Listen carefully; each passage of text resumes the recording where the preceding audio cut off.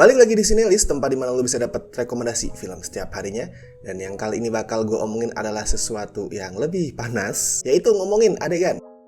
Umumnya adegan di film yang beneran alias bukan film dewasa itu kan dilakuin dengan pura-pura, cuma pakai trik kamera biar kelihatan seolah aktornya itu berhubungan badan beneran, padahal enggak. Tapi 10 film yang bakal gue bahas kali ini agak beda situasinya, karena di dalamnya ada adegan yang bener-bener dilakuin alias real, nggak pakai trik kamera, entah dilakuin sama aktor aktrisnya beneran atau pakai pemeran pengganti. Oke dan langsung aja gue mulai listnya. Seperti biasa disusun berdasarkan urutan abjad.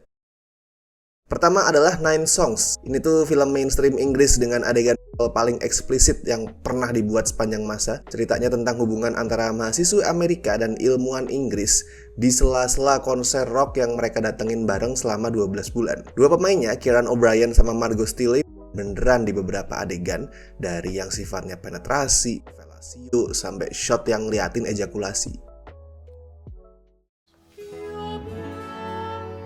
Tell me what you say. Lalu ada Antichrist. Film ini dibikin sama Lars von Trier dan bukan satu-satunya karya si sutradara di daftar ini. Ceritanya adalah tentang suami istri yang setelah kematian bayi mereka tuh berusaha menenangkan diri di kabin di tengah hutan. Tapi di sana si suami malah mengalami banyak halusinasi, sedangkan si istri jadi lebih kasar dalam beraktivitas. Banyak adegan sungguhan di film ini, tapi si sutradara tuh pakai pemeran pengganti alias yang berhubungan bukan dua pemain utamanya, but still itu bener-bener dilakuin di depan kamera. Antichrist bisa lo tonton di Tubi TV, free pakai VPN US.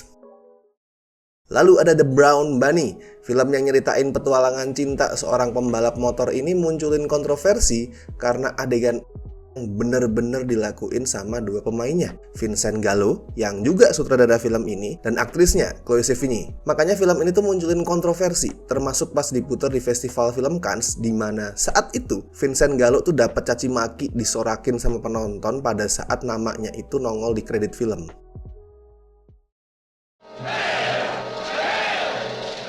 Berikutnya adalah Caligula. Film tentang kisah hidup Kaisar Roma ini diproduseri sama Bob Guccione, pencipta majalah Penthouse, jadi nggak mengejutkan ya kalau filmnya itu panas. Tapi sebenarnya sutradara film ini, Tinto Brass, tuh nggak ngambil adegan beneran. Barulah di pasca produksi, si Guccione ini diam-diam masukin 6 menit adegan beneran yang dia ambil sendiri.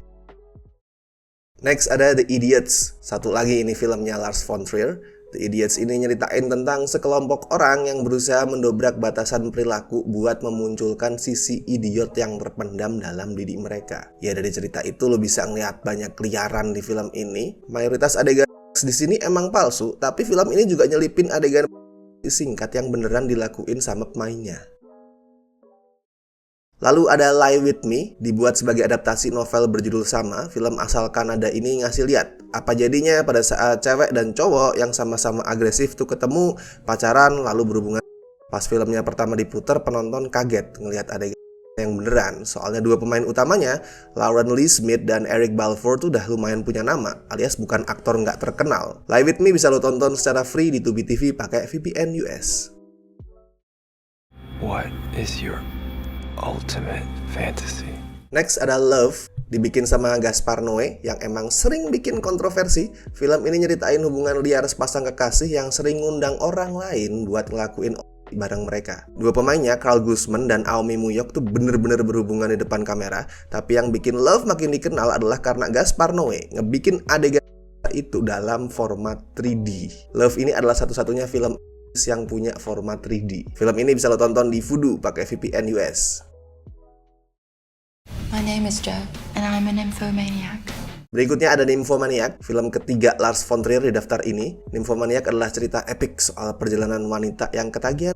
Ceritanya tuh dibagi jadi 2 part yang total punya durasi 4 jam atau 5,5 jam kalau lo ngitung versi uncut-nya. Dan kayak di Antichrist, di sini Lars von Trier tuh nampilin adegan pakai pemeran pengganti. Jadi syutingnya 2 kali. Pertama para aktor tuh pura-pura berhubungan, terus shoot yang kedua itu giliran si pemeran pengganti yang ngelakuin adegan beneran.